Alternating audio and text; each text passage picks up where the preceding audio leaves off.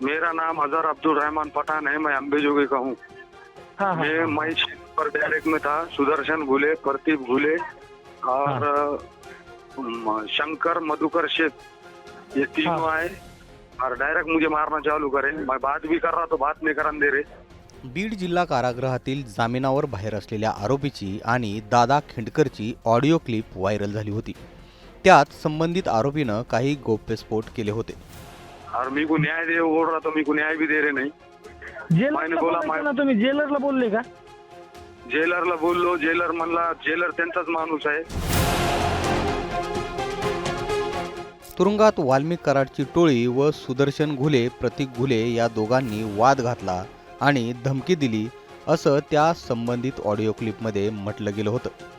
या ऑडिओ क्लिपमध्ये अझर पठाण आणि दादा खिंडकर यांच्यामध्ये संवाद सुरू असल्याचं कळतंय। आता त्या ऑडिओ क्लिपनंतर या प्रकरणात ट्विस्ट आलाय। ज्या आरोपी अझर पठाणनं वाल्मिक कराडच्या गँगवर आरोप केले होते त्यानं आता आपल्याच वक्तव्यावरून यू टर्न घेतलाय।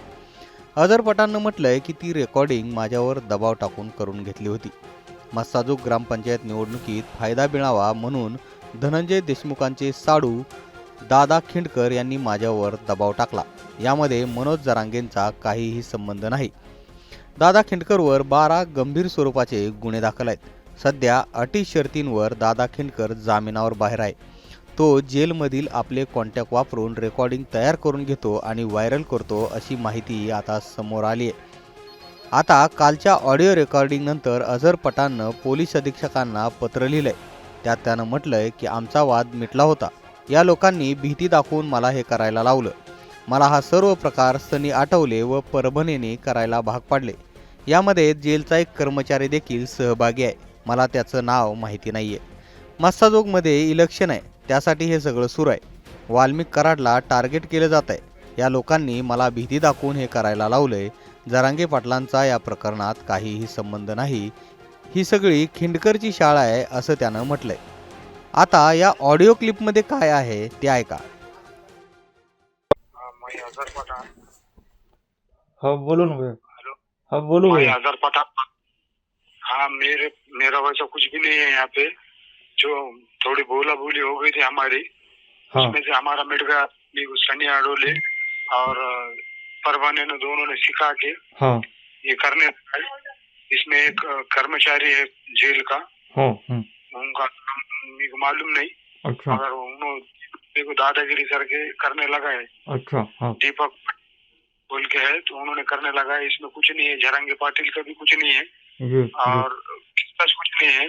जी ये जो मसाज का इलेक्शन है बोल के जी इसमें ये इन्वॉल्व है, दूसरा कुछ भी नहीं है। जी खाली इलेक्शन जो के इलेक्शन के वास्ते वाल्मीकि कराड़ अन्ना को टारगेट बना रहे।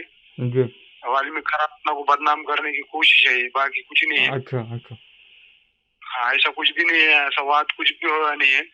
हमारा जो भी वाद हुआ था मेरा तो वो मिट गया, मगर ये लोगों ने मेरे को डरा के करने लगा है। उनके दबाव में आके मैं करा। मेरा अच्छा वैसा कुछ भी वाद भी है, कुछ नहीं है वैसा भी। जी जरंगे पाटिल का विषय नहीं है। ये सब मसाजोग के जो मसाजोग में जो चालू है इलेक्शन, उसके वहां से ये बदनाम करने की प्रयत्न चालू है। वैसा हमारा कुछ भी नहीं है। सब हाँ खेडकर का ये सब शाळा है, मिला के सबको पिसने के वास्ते करने का है ये। अच्छा आता हे सगळं प्रकरण बाहेर आल्यानंतर या प्रकरणावर धनंजय देशमुखांनी देखील प्रतिक्रिया दिली आहे।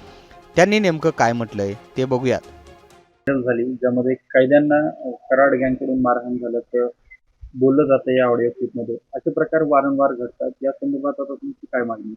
जेलर बदलीपासून ते आतापर्यंत सातत्यानं हे जे काही प्रकार जेलमध्ये होत आहेत याची जेल प्रशासनानं गंभीर दखल घेणं गरजेचं आहे, परंतु तसं होताना दिसत नाही।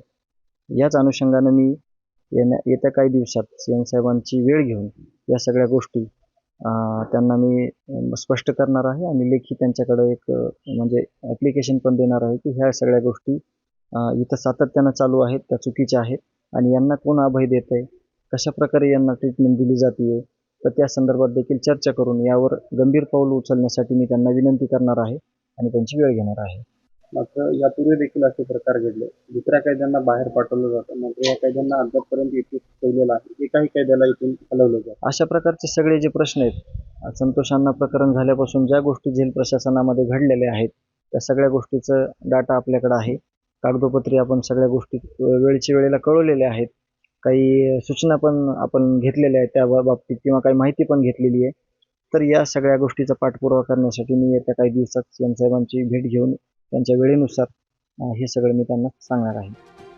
आता धनंजय देशमुखांची ही प्रतिक्रिया समोर आल्यानंतर या प्रकरणात पोलीस तपासातून नेमकं काय समोर येतंय हे पाहणं महत्त्वाचं ठरणार आहे.